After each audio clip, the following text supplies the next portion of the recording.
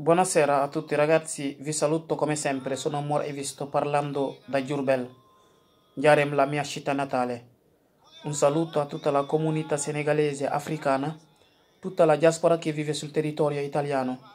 ma faccio un applauso forte a tutti i follower che sempre si stanno seguendo sui nostri canali YouTube e Facebook dall'Italia e nel mondo. Oggi ragazzi saremo breve su questo video perché cerchiamo di fare il riassunto, il riepilogo del DL aiuti. Il DL aiuti è il decreto aiuti che è stato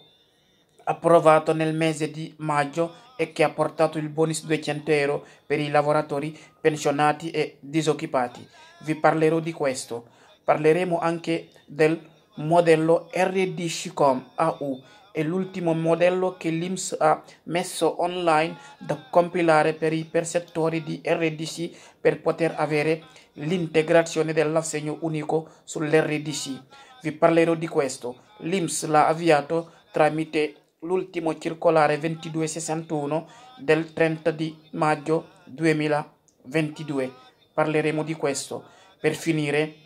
parleremo del Viminale. Ragazzi, il Viminale ha parlato da Venezia il 4 giugno scorso tramite il ministro dell'Interno, la signora Luciana Lamborghese. Da Venezia si fa sapere che il governo italiano sta lavorando su un decreto flussi che sta per arrivare in questo anno 2022, che saranno più ingressi di lavoratori stranieri in Italia, più di 70.000 ingressi di lavoratori rispetto all'ultimo decreto flussi del 2021. Il ministro anche ha parlato dei tempi di attesa nelle questure per gli appuntamenti dei permessi di soggiorno che saranno ridotti. Ha parlato anche di velocizzare le pratiche le richieste di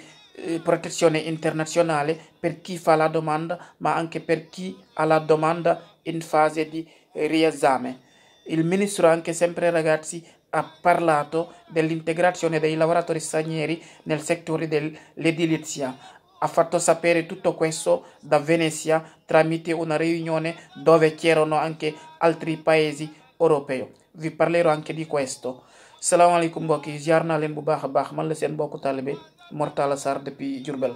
ñu ngi leen di ziar fépp fu waay mën a nekk ak li ko wër ci biir Italie ak fépp ci àdduna bi comme niñ koy def rek à chaque fois ñu gis ne am na ay information yu bees yu concerné la communauté sénégalaise bi nekk donc Italie ak Europe. Alors ñu bëgg leen a eggee donc information yi nga xamante ne bi donc am nañ ko jëm ci yenn ci décret yi loi yi ak donc li nga xamante ni concerné liggéeykat yi donc famille ak imprese yi. fi ñu njëkkee mooy nouveauté yi nga xamante ne bii donc mooy dernier développement yi am ci il decreto aiuti te mu indi bonus 200 euros. bonus 200 euros boobu xam ngeen ne ndimbal la boo xamante ni bi rek gouverneur Draghi moo ko lancé ci weeru mai bi ginnaaw bi ñu ko voté te mu dem in gazzetta ufficiale le 18 mai bi passé. te ministre del lavoro ak gouvernement bi waxoon ne décret bi bu génnee rek ba dem in gazzetta ufficiale entro 30 giorni INPS dina génne benn circulaire buy xamle ñi war a def demande kañ la ñuy def demande boobu, nan lañ koy defee ak kañ lañ leen di mën a fay bonus boobu. donc kon ñu njort ne balaa le 18 juin bii ñu nekk donc circulaire boobu dina génn ngir ñi war a def demande bi. balaa boobu dañuy fàttali mbokki taalibe yi bonus 200 euros boobu ñan la gouvernement ciblé ne ñoo ko mën a am. ñim njëkk a ciblé mooy lavoratori yi ñi nga xamante ne bi ñoo ngi Italie di liggéey am dattori di lavoro ñooñu mën nañoo am bonus 200 euros bi ci kaw seen bourse de paga yiñ jot ci ñeenti weer yu njëkk ci 2022 bi di janvier février mars avril. ci ñeenti weer yu njëkk yooyu noonu na fekk seen bourse de paga ëpp 2692 euros te seen réduto annuel passé wu 35 000 euros. bu boobaa rek dinañ mën a am bonus boobu noonu ci seen bourse de paga. ñu ne lavoratori yooyu ak dipendente yi maanaam opéra yooyu bonus boobu dañ leen ko fay entre le 27 juillet ba le 31 juillet. donc loolu mooy réquisites yi pour lavoratori yi. ñu dem ci pensionnato yi réquisites yi moom mooy ne sa réduto annuel wërta passé 35 000 euros yow mi nga xamante ni bi yaay pensionnato. bu ko defee le 1er juillet bonus boobu dinañ la ko mën a fay buñ lay fay sa pensionné. ñu wax ci secteur gi nga xamante ni bi ñoom ñooy jël reddito di cittadinanza. loi bi nee na ñooñu tamit le 27 juillet dinañ leen caricáreel 200 euros yooyu ci seen carte reddito di cittadinanza bu fekkee réquisites yi war yépp am nañ ko. donc leneen li ci des tamit mooy loi bi nee na képp koo xamante ni bi sa reddito di cittadinanza day jeex ci weeru juin bi alors yow jàppal ne 200 euros yooyu noonu donc mënoo koo jot. kon catégorie googu ñoom ñooy catégorie gi nga xamante ni bi ñoo koy jot automatique ak ñi ñuy woy donc invalidità civile. donc ñoom ñooy jot bonus boobu automatique muy lavoratori yi pensionato yi ñiy jël reddito di cittadinanza ak ñi nga xamante ni donc ñoom ñooy jël invalidità civile. alors ñu wax ci ñi nga xamante ni bi donc ñoom ñoo war a def demande mooy yeneen xeetu lavoratori yi intermittente stagionale lavoratore dello spettacolo coco lavoratore occasionale ak lavoratori domestici mooy ñiy def golf et badante. alors ñu leeral ba tey ci benn affaire IMS xamle na ne bonus 200 euros boobu noonu ñooñu catégorie googu ñu leen njëkk limal ci opéra yi dina nekk ci ñoom automatique. buñ fàtte ne tamit catégorie gii yor partita IVA di lavoratori autonomie ñoom it ci lañ bokk. ñi nga xamante ni bi donc ñoo war a def demande moo xam autonomie la donc stagionale yi intermittente yi ak lavoratori domestique yi ñooñu dañuy xaar circulaire buy jóge IMS ngir leeral demande yooyu kañ lañ ko war a mën a commencer def ak lan lañ ci laaj. ñu wax ba tey ci lavoratori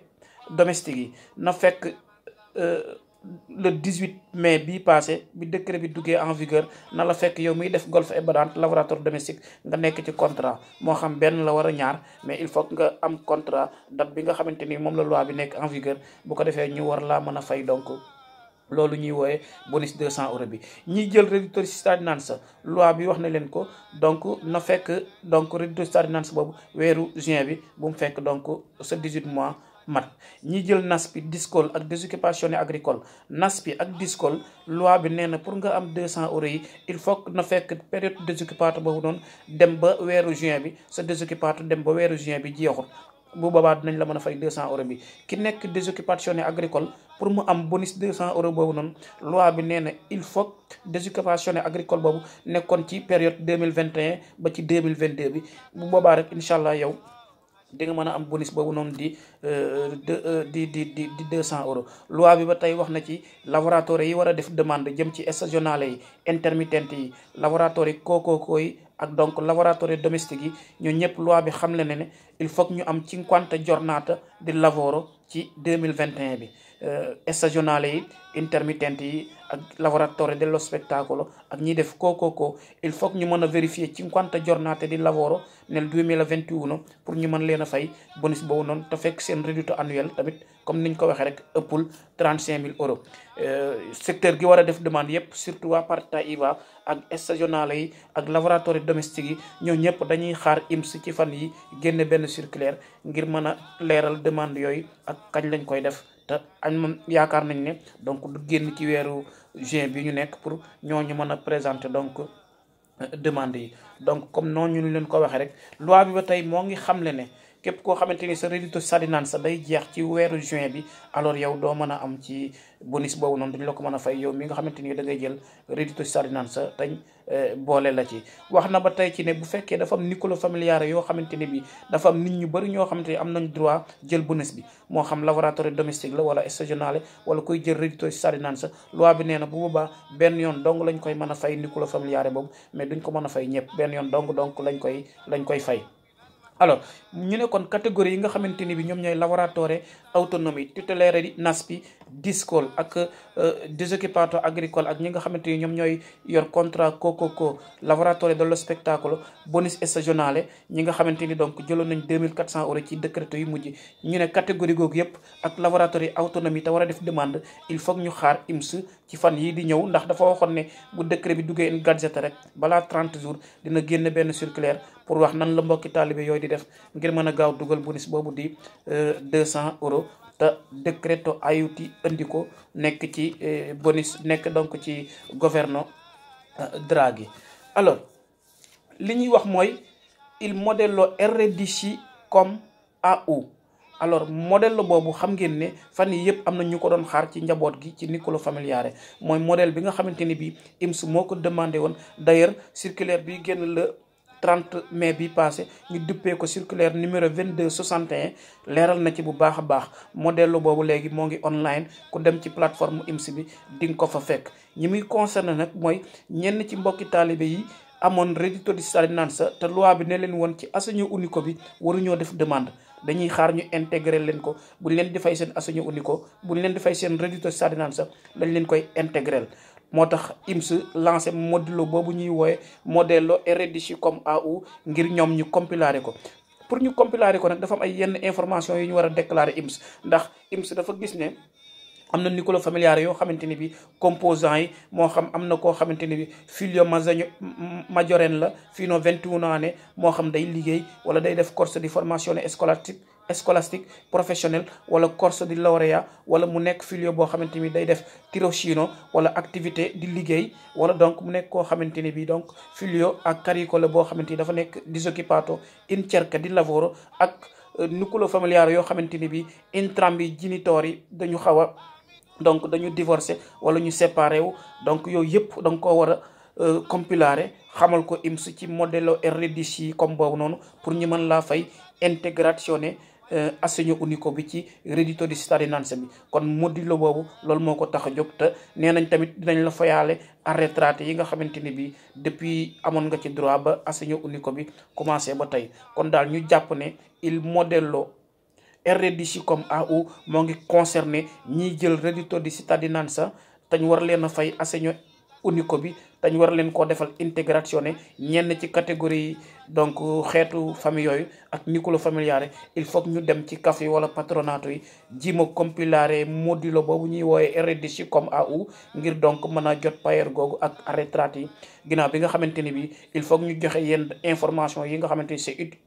utile jëm ci seen nucléo familiare composants yi ak li ci bees ci ay information te IMS donc di leen ko laaj. donc fi ñuy jeexale mooy dañuy wax ci il Viminale donc il Viminale mën nañ ne moom mooy il ministro dell'interno italiano te ka nekk ca booba ñu koy wax la signora Luciana Lamborghese. alors Luciana Lamborghese nag moom dafa xamle le 4 bi passé dañ doon def benn réunion Venezia ñi ko seqoon mooy yenn ci ay ministre de l'intérieur ay pays européens Venezia doon waxtaane ci wàllu immigration foofu la xamlee ne donc gouvernement Italie jamono ji ñoo ngi liggéey ci benn décreto flussi bu bees pour 2022 bii nii xamoon nañ ne amoon na décret bi fu jaaroon ci 2021 bi te nekkoon 70.000 ingressi di lavoratori xam le ne bii pas donc nombre de quotas yi war a dugg si Italie pour nekk ay straniers yi war a liggéey si te ñu war leen a may kayit dinañ ëpp 70.000 euros par rapport ak 70.000 lavoratori par rapport ak donc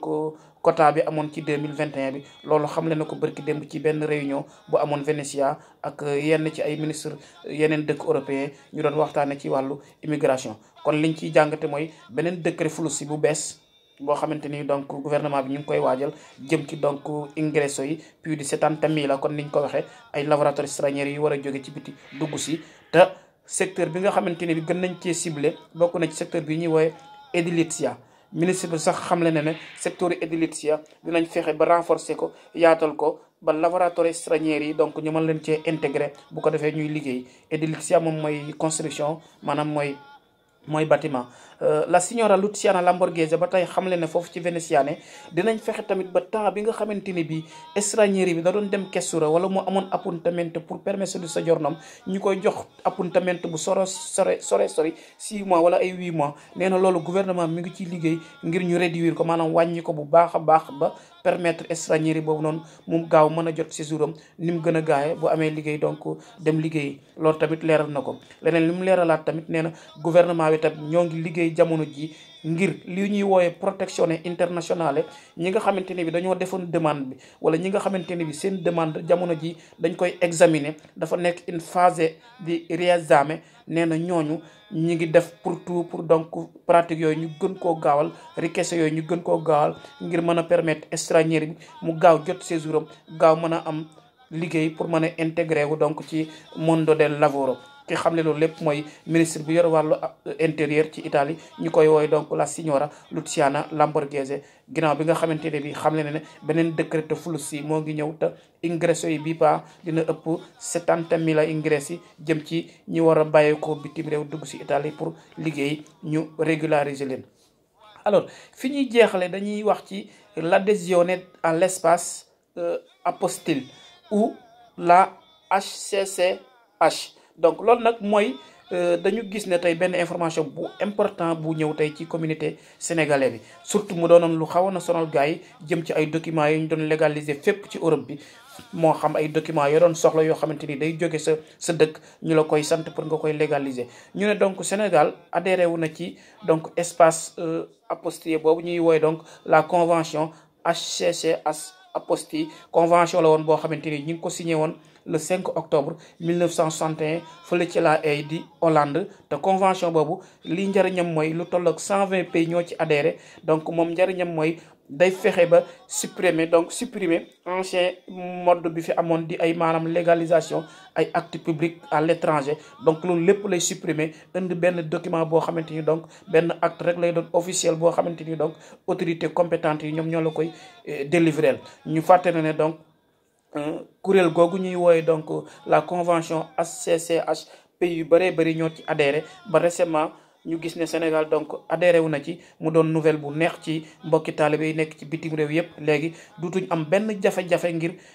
yenn ci ay këyit yu ñu leen doon sant pour ñu koy légaliser ak donc di ko traduire ak yooyu ñuy wax ne loolu léegi duutut am donc Sénégal léegi bokk na ci convention boobu nga xamante ne bi dëkk yu bëree bëri ñoo ko seq donc convention boobu nag wax nañ leen ko day permettre à ce que bépp document boo xamante ni bi document bu bàyyeekoo ci sa dëkk la ci autorité officielle yi nekk ci dëkk ba donc document boobu noonu bu ñëwee ci fi nga nekk di Europe alors au lieu ngay dem di légaliser léegi da ngay dem rek ñu jox la document boo xamante ni donc mooy nekk benn document mooy buy remplacer document boobu noonu donc day gën a faciliter la légalisation yi donc légalisation pratiquement donc moom moo dut amati donc day doon document boo xamante ni bi rek donc duutuñ la exiger ngay légaliser benn document léegi day doon benn seul document benn seul certificat bu ñuy woowe certificat d'apostille pour autorité compétente yi ca lieu d'origine ba mu jógee donc bu ñëwee Italie donc ñu décerner le document boobu bu ko defee day valable ñu ne nag document boobu pour l'instant Sénégal adhéré na ci donc convention boobu noonu mais fii ak 6 mois donc lay nekk en vigueur bu ko defee nit ñi mën a commencer donc alors bañatee légaliser documents yi nga xamante ni bi ñoo ngi ci doon am soxla donc di ko légaliser donc ñu ne la convention HCCH donc apostille day supprimer bépp légalisation boo xamante ni bi donc document bu ñu waroon na légaliser la mu nekk acte public étranger donc day faciliter li ñuy woy donc l'utilisation des actes publics à l'étranger supprimant l'exigence de la légalisation donc souvent longue et coûteuse par délivrance d'un seul certificat d'apostille kon donc nouvelle bi mooy loolu ñu ne donc li jëm ci wàllu légalisation donc du yàgg dara donc dutul nekk luy nekk en vigueur léegi Sénégal adhéré wu na ci convention bi nga xamante ni ba ci xësee bokk rek léegi légalisation léegi dañ koy supprimer dutut am donc document bi léegi day nekk benn unique document seul boo xamante ni donc autorité compétente yi moo xam consulat bi lay doon wala ambassade bi donc léegi ñoo la koy délivrer ñu ne dina nekk en vigueur fii ak 6 mois incha allah bu ko defee loolu information boobu donc dina mën a nekk en vigueur mu doon nouvelle bu neex ci mbokki taalibe yi ñu ngi leen di sant bu baax a baax di leen gërëm seen mbokk taalibe Mor Talla Sarr depuis Diourbel jërë ngeen jëf.